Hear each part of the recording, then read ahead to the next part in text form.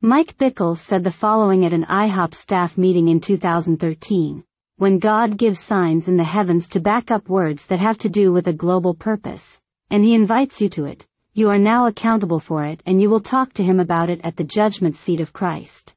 Every one of you in this room, and every one that has been in this room over the 14 years, they will talk to the Lord about this purpose.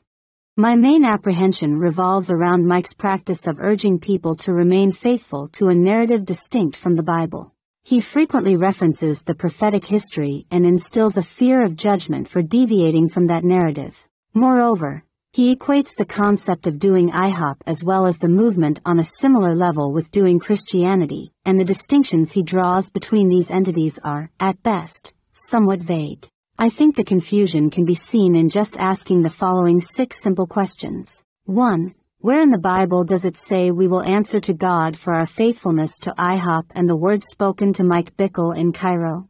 And where does it say we are bound to those values? Is it even biblical to extend this word to us to the point that we will speak to the Lord about our faithfulness to it at the judgment seat? Where does it say in the Bible that we are bound to and must be faithful to any other message and values but those found in the Bible?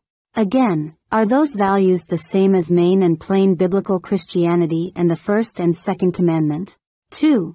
What are the values that believers and rabid dogs will try to steal from our heart and argue against us about being faithful to?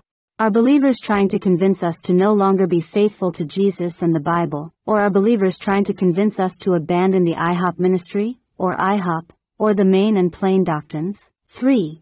If the vision and values of IHOP-KC are just the vision and values of the Bible, should stunning prophetic confirmations trump the sufficiency of the prophetic scriptures as the light that shines in a dark place, which we do well to heed and contend earnestly for? 4. If he was mostly talking about faithfulness to Jesus, why did he often talk about coming here and people leave and still love Jesus but have no connection to the vision and values they were a part of for years?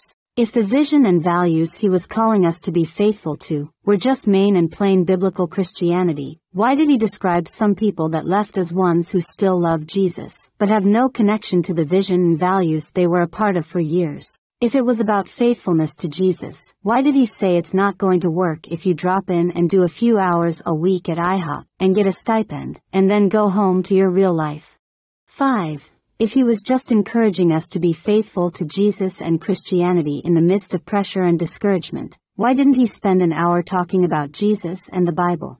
6. If it wasn't mostly about the prayer movement or IHOP, why did he spend an hour talking exclusively about prophetic words and the prophetic history of IHOP? In the 10 years I've been here, I've heard Mike give exhortations to faithfulness before, but none have been as strong and as confusing to me as this one.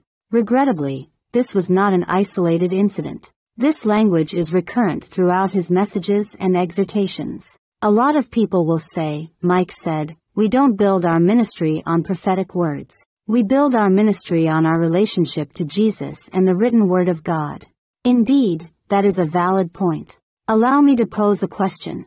If someone prepares a pot of soup and claims that the primary ingredient is chicken, but in reality, it consists of 99% beef and only 1% chicken, what would you consider the main ingredient?